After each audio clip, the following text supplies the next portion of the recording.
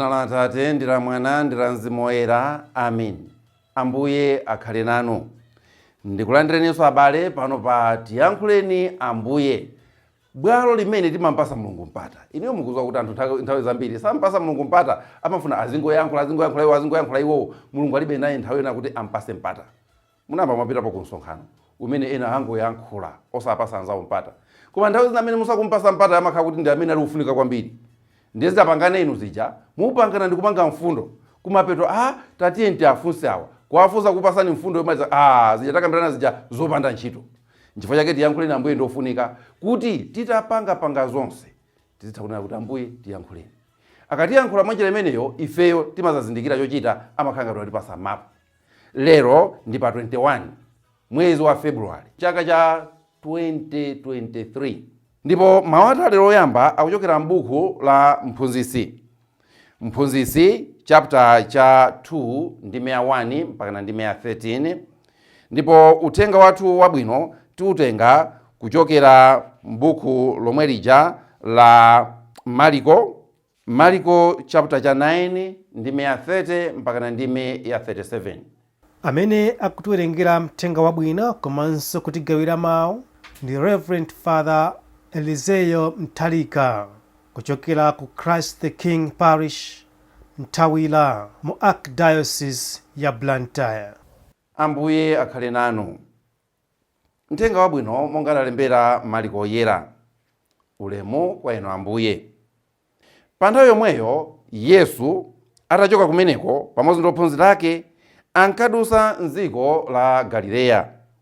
Koma iye sadafune kuti anthu aziwe chifukwa ankaphunzitsa ophunzira ake. Ankawuza kuti Mwana wa Munthu akuzaperekedwa kwa anthu, ndipo iwowo azamupha. Koma atamupha, iye azauka patapita masiku 3. Ophunzira ake sadamvetse mawu amenewa, komabe ankaopa kumufunsa. Yesu ndi ophunzira ake atafika ku Kaperenawo, atalowa m'nyumba, iye anawafunsa kuti, kodi panjira paja munkasusana zotani? Ophunzirawo anangoti chete. Ndiye kuti zimene ankasusana panjirapo zinali zakuti wamkulu ndani pakati pawo. Yesu anakhala pansi nawayitana ophunzira ake 12 aja, ndipo anawuza kuti ngati wina afuna kukhala wamkulu azisandutse wang'ono wotumikira onse.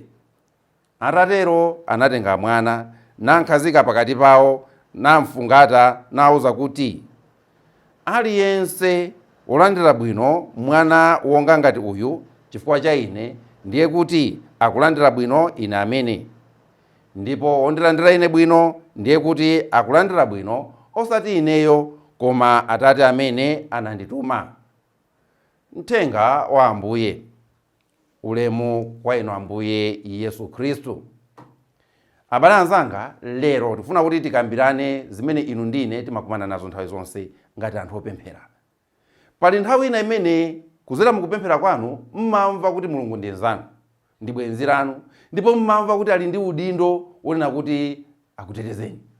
Chifukwa paja ndife anthu apangano, ndipo pangano limene Mulungu anapanga ndi kholo lathu Abrahamu, ife ana ake ife timalinyamulabe. Ine ndizakhala Mulungu wako, iwe uzakhala munthu wanga. Ndipo ine ndizakuteteza, iwe uzandimvera. Pangano limene tinapanga ndi Mulungu. Ndiye zikakhala kuti tikugwa m'mavuto, timayamba kudabwa. Kodi Mulungu ja anali serious kuti azatiteteza? Kodi Mulungu ja akatonama kuti ali nafe?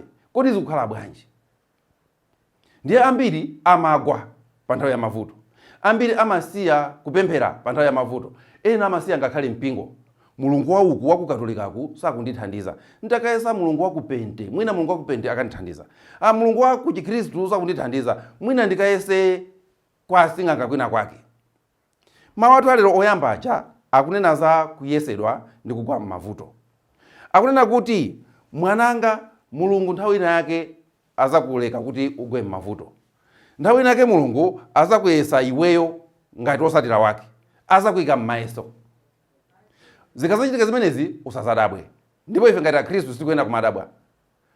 Ngati zinanchitikira Ambuye Yesu kuti anakayesedwa, inu ndine tiyembekezera bwanji kuti tikayende moyo osayesedwa?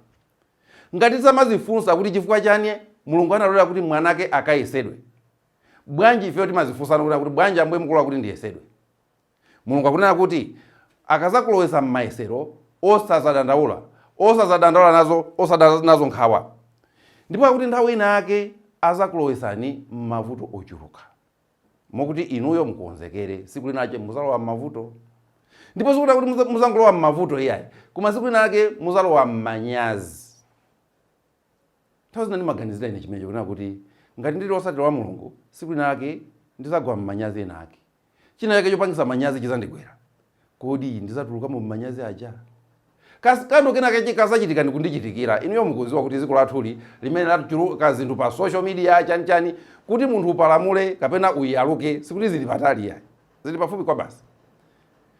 Pachifukwa chimenecho zimene mawu achakunena kuti muzagwa m'mavuto, muzagwa m'manyazi siku lina lake, inuyo muchiyembekezere kuti siku linache mutakuzagwa m'mavuto. Ndikuzamva kupweteka, kandi kuchosedwa ntchito, kandi kutabanja, kandi kupalamula kwina kwake, kandi kukamangidwa kumene. Mavuto amene mutazagwe nawo. Mwina njala, mavuto amene mutazapeza nawo. Mwina muzadwala, inuyo kudwala mwakayakaya, ndikuonda, ndikuchepa thupi. Anthu kumazaonesana, tatini mukaone. Inu kupachita kuona kuti anthu atu sikuti akubwera kuti azandione tuzolongosoka, afuna azangondiona, ineyo ndili ngati kuzuu, kuti afuna azandione kuna kuti ndili bwanji. Koma mulibe ndi mphamvu zomwe zowazira kuti musazabwereso kuno. Ndiye akunena kuti tizagwa m'manyazi ngati amenewa. Ndipo akunena kuti mukazagwa m'manyazi ngati amenewa, inuyo musazade nkhawa. Koma nofunso ndionena kuti chifukwa chani Mulungu amalola kuti tigwe muzimenezi. Bwanji Mulungu amalola kuti tigwe m'mavuto? Mulungu wathu ndi wamkulu. Ndipo aliyense amene akumusatira amafuna kuti amuonese ukulu wake. Ambuye Yesu ananena paja kunena kuti kumene ndili ine wantchito anga azakhalanso komweko. Pachifukwa chimenecho Mulungu amadziwa kuti munthu akule akuyenera azikumana ndi mayesero. Mayesero aja ndi amene amapangisa kuti tikule, ndi amene amapangisa kuti mtima wathu ufutukuke, ukhale mtima umene ungathe kunyamula zambiri. Pachifukwa chimenecho Mulungu wathu amene amatiphunzitsa amatitengera mu chipululu. Nchifukwa chani atengera Aisraeli mu chipululu, ana ake okondedwa, ndikuyenda nawo zaka zonse zija, ndikuona mavuto onse aja. Inu ngati mmazitchula mwana ake wa Mulungu, musakeze kuti chipululu chizakuphonyani. Siku lina nanunso muzayenera muyende mu chipululu. Siku lina nanunso mukuyenera kuti muzayendemo mu chipululu muja, muzakaone kuti kodi makhala bwanji. Ngati anamuyendesa mwana ake Ambuye Yesu mu chipululu ndi Satana, inunso siku lina muyembekeze zimenezo. Ngati anamtenga mwana ake wokondedwa mmodzi yekha Ambuye Yesu mpaka nakukapachikidwa pa mtanda, kunyozedwa ndi anthu achabechabe, ndi kunyozedwanso ndi ngakhale munthu wokuba mbala pa mtanda paja, inunso muchiyembekezere chimenecho siku lina. Kuti muzanyozedwa ndi anthu amene simmayembekezera. Kuona kuti koma ndiwe wemwe kundinyoza lero. Ine munthu akakhala kuti akupanga zinthu ngati zimenezo simadabwa nazo, chifukwa povomera kuti ndikhale mwanake wa Mulungu, ndikuyembekezera kuti siku lina ndizadusa mmenemo. Komano anthu fe pazifukwa zina timayembekezera kuti tikangojoyina Chikhristuchi tikhale pa ofuofu. Nchifukwa chemwe uthenga wathu waleroja ophunzira amakanganirana udindo wamkulu ndani. Chifukwa chani anthu amafuna kuti akhale wamkulu? Chifukwa pa ukulu paja mpamene umamva kufewa, pa ukulu paja mpamene susowa kanthu, pa ukulu paja mpamene umakhala ndi mwayi wambiri. Ndiye tonsefe timafuna tikaunjikane pa ukulupo. Aliyense afuna akhale wamkulu, aliyense afuna atumikiridwe, aliyense afuna akhale pa ofuofu. Pokakamira ukulu, anthufe timachilephera Chikhristu. Amene afuna kuti ansate Yesu ndipo anziwe kuti kodi Yesu ndi ndani, asakakamire pa mpando, asakakamire udindo, asamve kukoma udindo koposa china chilichonse. Tizimva kukoma kukakhala pansi paja pamene Ambuye Yesu amapezeka. Tizikapezeka pakati pa anthu pamene Ambuye Yesu amanka nasuka mapazi anthu ake. Pamene paja pamene timazindikira Ambuye Yesu. Tangokhalatu kuti anthu fe system yathu mmene timakhalira ndiwona kuti anthu amaudindo timayika pamwamba ndi kukayika kwina kwake kulemekezeka kuti waja azimva bwino. Koma tikanakhala kuti ine ndi Mulungu, olo Mulungu atangondipasa 3 days kuti ndiyendese zikoli, ndingapange kuti amene ali amaudindo azikhala kumuzi. Sanje ngandikakayi samuseko, izikakhala kwina kwake kunenoku, kuthengo kwina kwake. Ndipo nyumba zimene timakhala ndi za ansembe kaya za ndani, tikazisamuse zizikakhala mipakati muja. Cholinga amene ajali akulu aja akhalidi atumiki, akhale anthu otumikira, akhale anthu amene ali pafupi ndi anthu akuvutika aja. Mwanjira imeneyo ndi pamene akanziwe Yesu kuti kodi Yesu ndi ndani. Mwanjira imeneyo ndi pamene timanziwa kuti kodi Mulungu ndi ndani. Mulungutu amazulula mwa anthu ang'ono. Mulungu amazulula mwa anthu amene ali ozichepesa. N'chifukwa chake anachoka ku mpando wake wachifumu ndikubwera kuzabadwa pakati pathu. Emmanuel, Mulungu ali nafe. Ngati Mulungu anachoka pa mpando wake wachifumu ndikubwera ndikuzazunzika, ifeyo chimene chimatikanika kuti titengere chisanzo ngati chimenecho ndi chani? Kuti nafenso tizichoka pa mpando wathu wachifumu ndikusika ndikubwera kuzakhala. N'chifukwa chake nthawi zina timamuyamika Kamuzu kuti akakhalakhala kusanjika kwakeko amachokako ndikupita kumakayendera mbewu m'minda. Tikudziwa kuti misewu imamba yakonzedwa akayi asanabwere, komabe amayeseza kuti achokeko akayendere mbewu. Mtsogoleri aliyense akuyenera kumapeza nthawi yoti achoke kumene kuli yeko apite akayende kumene kuli anthu kwenikweniko.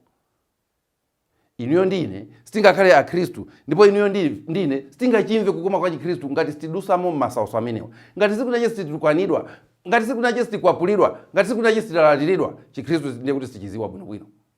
Koma ukazafika kuzayenda pamene Ambuye Yesu anayenda, ndikuzamangidwa popanda chifukwa, ndikuzakwapulidwa, ndikuzasekedwa, ndikuzalavuliridwa, ndikukapachikidwa pa mtanda, utatambasula manja, aliyense ali pamene pa zimayenda azibambomwe akukuona.